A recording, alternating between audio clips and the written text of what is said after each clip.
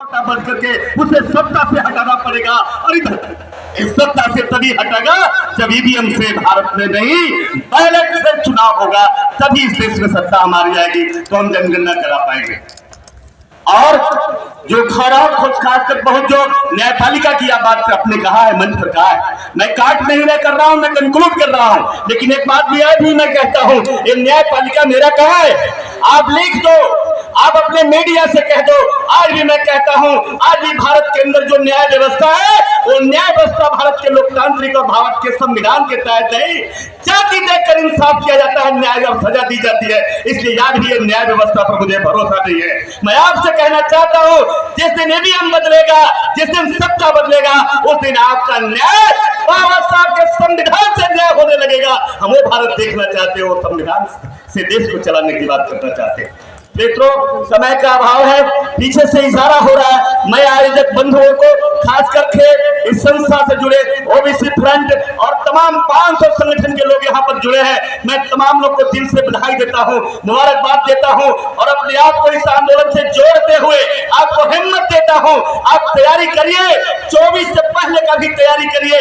मैं भी एक भाई, एक बेटा आपके लहू में मिला है, आने वाला दिन होगा तो मैं एक टेलर जरूर आपके सामने पेश करूंगा। ये मैं प्रॉमिस करके जा रहा हूँ, वादा करके जा रहा हूँ। लेकिन एक बात मैं आपको कह रहा हूँ, आप मुझे बताइए, जो 24 इतनी बड़ी चुनौती है, मीडिया के साथियों आपकी भी चुनौती है। आपका मीडिया का अधिकार खत्म कर दिया, इस देश में लोकतंत्र को खत्म कर दिया, चारों स्तंभ को खत्म कर दिया।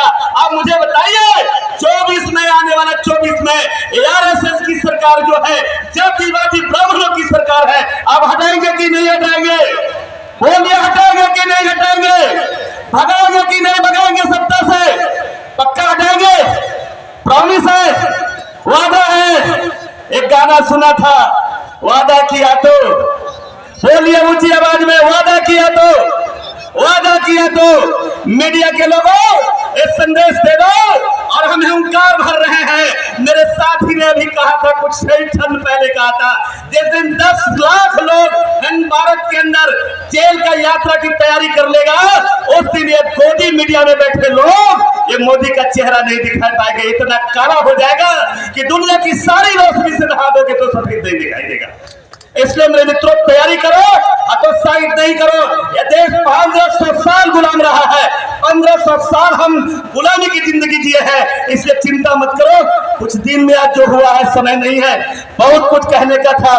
कोई आंखों आंखों से बात कर लेता है, कोई बातों बातों से, मेरे इशारे को समझना, मेरी भावना को समझना, इस मंच की भावना को समझना। कोई बातों बातों में बात कर लेता है, कोई बातों बातों में मुलाकात कर लेता है।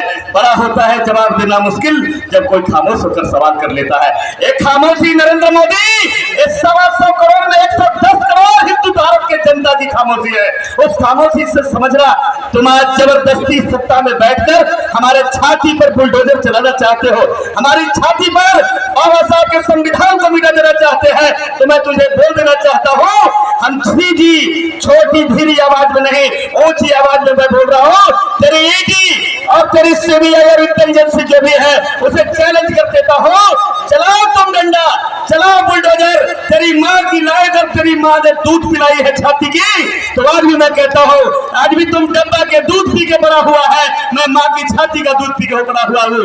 लड़ो, फैसला कर लो वादी, लेकिन अप्रत्यक्ष लड़ाई क्यों लड़ते हो? आओ ना मैदान में, तय कर लो वोट क्लब पे, तय कर लो तारीख लाल किला पे, तय कर लो ये रामलीला मैदान में। फिर एक डब्बे के दूध से अगर मेरी दूध बाकी दूध हार जाएगा तो मैं चला जाऊंगा भारत छोड़कर, और नहीं तो तुझे अपने बाप के घर जाना पड़ेगा।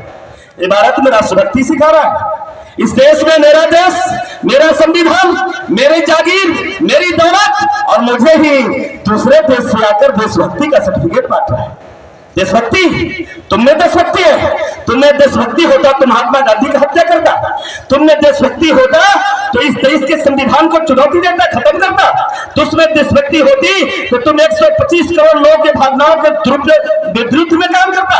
इसलिए मैं तो उसे देशभक्त नहीं, लेकिन अफसोस मैं फिर भी आज मैं कह रहा हूँ, लाचार उनसे नहीं हूँ। ये चौक कुट्टी ऐसे लोग हैं जिनकी आजमाइश नरेंद्र मोदी जी हो चुकी है। याद करिएगा, जब मंडल के खिलाफ आपका मंडल लेकर निकले थे, बड़े अच्छे से आपके आकाशवादी जी को मालूम है जिन्हें कितना सत्कार करके कहां भेज दिया गया था।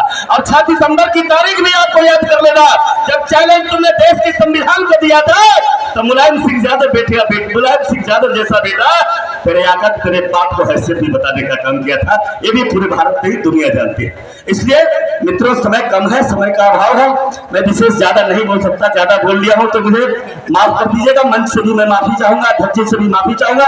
चूंकि आखिरी समय था तो मुझे लगा कि थोड़ा सा मीडिया वालों को भी थोड़ा सा दे के चले जाएं, क्योंकि इनके लिए भी बड़ा अभाव है। और ये भी सब्सक्राइबर पर जिंदा है और व्यूअर पर जिंदा है। इसलिए मैं चाहता हूं इन्हीं चंद शब्दों के साथ मैं बिल्कुल भारत के संविधान में आस्था जताते हुए बाबा साहब अम्बेडकर के भारत, सम्राट अशोक के भारत, भगवान बुद्ध के भारत को वापसी करना चाहते हैं। हम कौन कहता है धर्मांतरण करने वाले?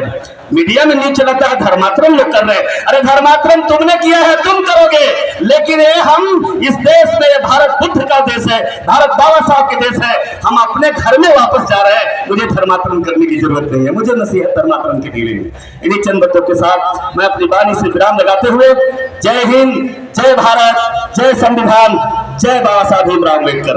अब एक बार फिर से मैं बोलना चाहूंगा, आप लोग जोरदार आवाज लगाइएगा, बाबा साहब अम्बेडकर अमर रहे। जोरदार आवाज में, बाबा साहब अम्बेडकर अमर रहे, बाबा साहब अम्बेडकर अमर रहे। बाबा साहब मिशन पूरा करेगा भारत देश। बाबा साहब निधान दिशा न धूरा, बाबा साहब निधान अधूरा। जय हिंद, जय भारत।